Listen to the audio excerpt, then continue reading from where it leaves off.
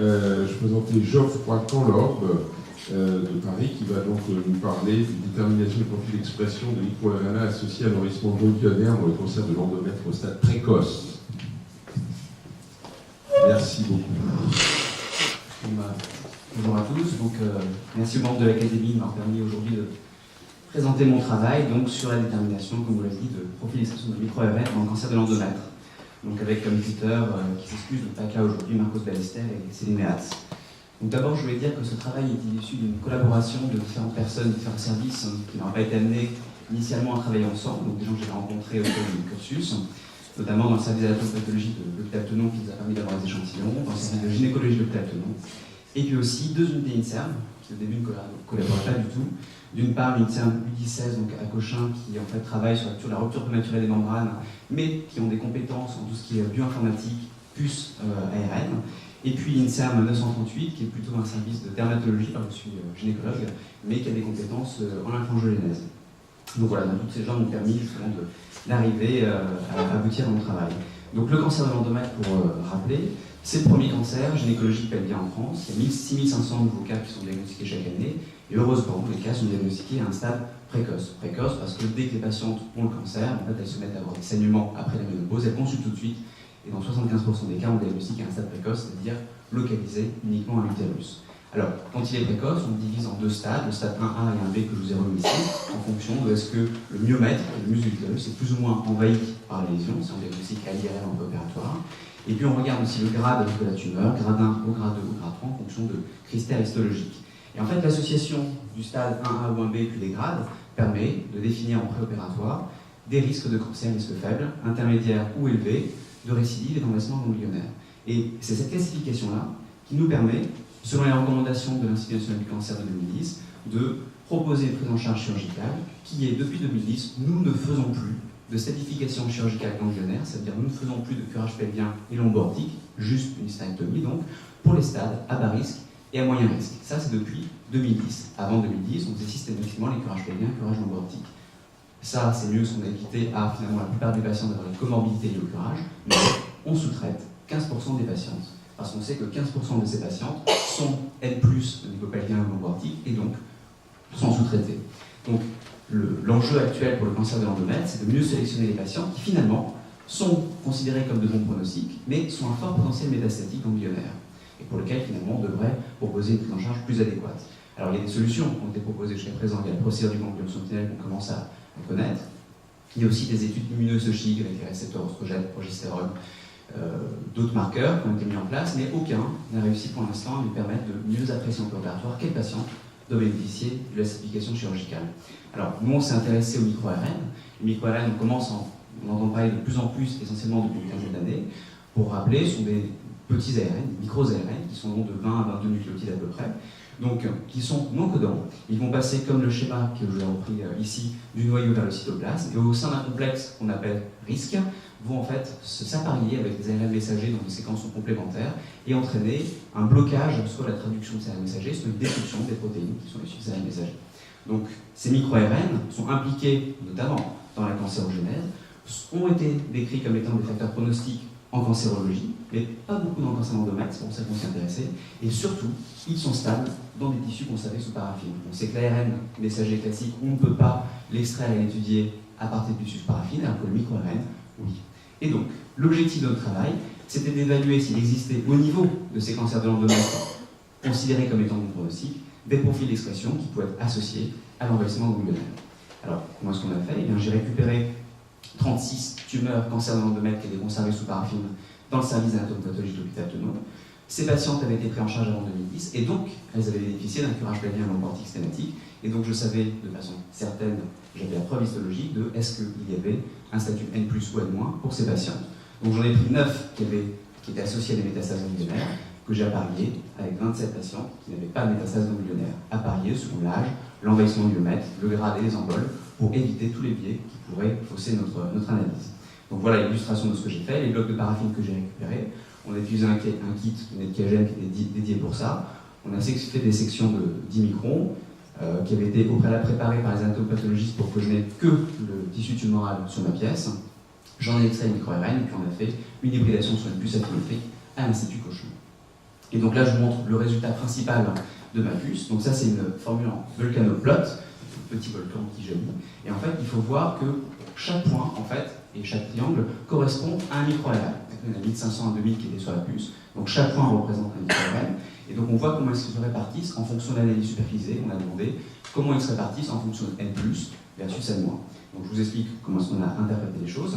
Tous ceux qui étaient à droite, tous les points qui étaient à droite du volcanoplot, c'est ceux pour lesquels il y avait une variation de au moins 2 fois dans le groupe N+, par rapport au groupe N-. Donc on considère que ceux qui sont à droite de cette part.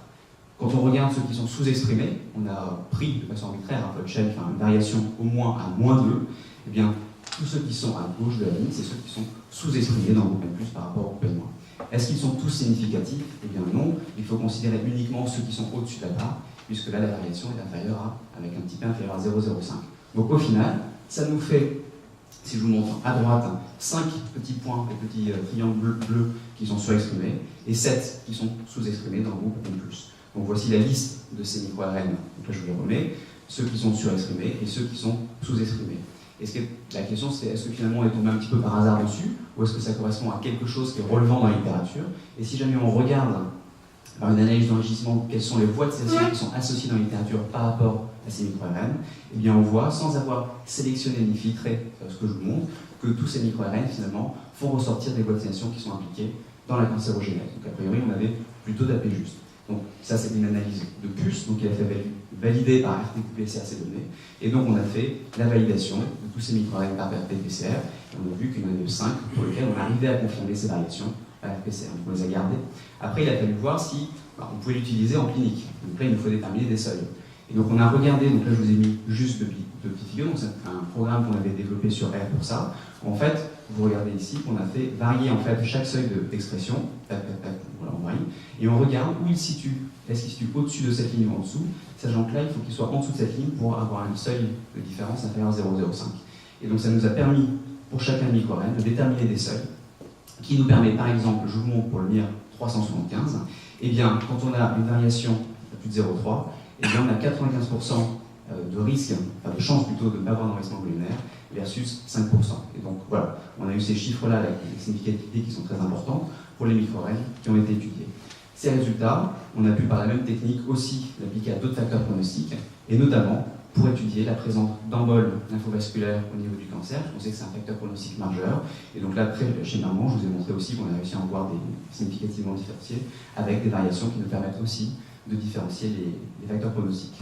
Donc en conclusion, c'est un nouvel outil pronostique dans le cancer d'endomètre qui n'avait pas encore été mis en place, et ça évolue vers une classification moléculaire du cancer d'endomètre, puisque pour l'instant on n'a que le type histologique, le grade, et on sait que ce n'est pas tout à fait ce qu'il y a d'optimal par rapport notamment au cancer du sein, on a vraiment des classifications moléculaires.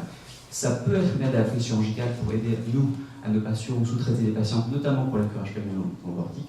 Ça nécessite bien sûr une validation prospective, sur une validation externe, mais la perspective là qu'on est en train de développer, c'est ce que j'ai mis en évidence, là c'était au niveau de tissu tumoral sous paraffine. Le progrès, en fait, ça serait de pouvoir le déterminer notamment au niveau plasmatique en préopératoire. Parce qu'il y a beaucoup de papiers qui sont sortis qui vont montrer que quand on a des variations au niveau tumoral, eh bien, on retrouvait le même profil d'expression au niveau plasmatique et que ce profil plasmatique se normalisait après l'intervention chirurgicale.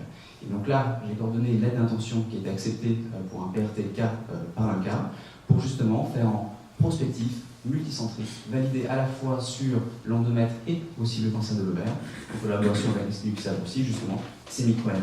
Voilà, donc ça sera multicentrique, prospectif, et j'attends dans quelques semaines la réponse pour savoir si le projet sera financé. Je vous remercie.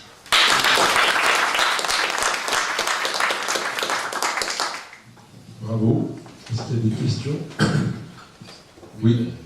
Je suis très concerné, je vous félicite parce que c'est un remarquable travail. Je voudrais être pragmatique. J'ai eu l'impression quand même de ce que j'ai lu, que c'est des techniques qui sont quand même difficiles. Je ne sais pas si on pourra les transcrire à une génomique en routine, j'entends, pour faire, même sur des biopsies. Oui, où on en est de ça. C'est une technique qui peut être routinière sans trop, parce que c'est tout le problème qu'on a, si vous voulez, dans l'abord génomique actuellement des tumeurs. Alors, c'est une très bonne remarque. Effectivement, ce que notre but, en fait, ça va être validé par l'essai qu'on essaie de mettre en place. Effectivement, faire des puces pour tout le monde, c'est pas possible, l'extraction. Faire des PCR, il faut bien choisir le gène de ménage, il y a aussi des bourbiers. Et en fait, là, on va travailler avec un chercheur qui s'appelle Nicolas Debrandt à Saclay, je crois, qui justement est inclus dans notre PRTK pour valider justement nos données avec une méthode de détection biophysique qui serait applicable justement de façon simple et en routine. Donc pour l'instant, lui, la technique a été validée et on va essayer d'utiliser sa technique pour valider en routine le résultat. Et ma deuxième question, c'est, si j'ai bien compris la fin de votre exposé, on va aller dans les ARN circulants. Les micro-ARN. Alors, même si, justement, c'est vrai que j'ai dit exprès les ARN circulants. Parce que vous pouvez nous rappeler, là, justement, dans ceux qui circulent à partir des tumeurs, justement, on est parti, si vous voulez, des cellules circulantes, il y a des travaux de Curie dans ce domaine, on est passé aux ARN, et donc on a aussi dans le sang, j'allais dire, des micro-ARN, et est-ce qu'on les a tous? C'est ça ma question, si vous voulez. Voilà. C'est pas évident, la quantité. Oui, alors, ce qu'il y a, c'est qu'effectivement, ce sont des micro-ARN circulants qui sont vraiment extracellulaires. Donc déjà, ça limite tous ceux qui sont intracellulaires, puisque on travaille vraiment sur du plasma qui est de centrifugation à haut débit pour vraiment éliminer tout ce qui est globule blanc, globule rouge, mais éliminer aussi tout ce qui est plaquettes. Donc déjà, il faut bien chercher les choses. Et après, la question, c'est est-ce qu'on est sûr d'analyser les bons, c'est ça? Oui. Alors ça, c'est une technique de détection justement qui doit éliminer, n'amplifier que les micro-ARN qui ont des séquences cibles prédéfinies. Mais après, c'est vrai que la question dans le plasma, ce qu'on requiert, ça dépend aussi de quel tube on a prélevé, est-ce que c'est des DTA ou pas, et quel type de centrifugation on a fait pour récupérer le plasma. Puisqu'il y a plein de papiers qui avaient été publiés il y a quelques années, où ils montraient des résultats finalement assez séduisants, mais ils s'étaient rendu compte que la plupart, il y avait certaines patientes qui étaient sous le Venox, d'autres pas du tout, et qu'ils avaient encore les plaquettes dans les plasmas qu'ils utilisaient, et qu'en fait tous les effets qu'ils avaient montrés, c'était en fait des micro-ARN qui étaient issus des plaquettes qui étaient via le traitement par le Venox. Donc c'était un énorme biais. Donc maintenant, on s'est rendu compte de ça. Cette réflexion m'encourage à dire à Dominique Franco qu'il faudrait l'année prochaine une conférence sur le pré-analytique, qui est à mon avis l'enjeu des années à venir.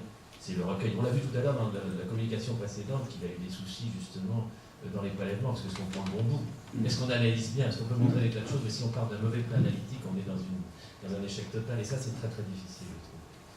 Oui, et puis quand on parle de biomarqueurs aussi, quelles sont les méthodes permettant de réellement valider un biomarqueur? Par exemple, pour l'instant, est-ce qu'il y a un exemple des micro-ARN sont des biomarqueurs Moi, ce que j'ai regardé dans la littérature, ce qui m'a montré que pour l'instant, finalement, on ne savait rien, c'est que quand j'ai regardé toutes les données sur l'endomètre, je suis basé sur l'endomètre, et j'ai regardé quels étaient les résultats pour tel micro-ARN, tel micro-ARN, tel micro-ARN, essentiellement par PCR, je me suis rendu compte que personne n'utilisait les mêmes gènes de ménage.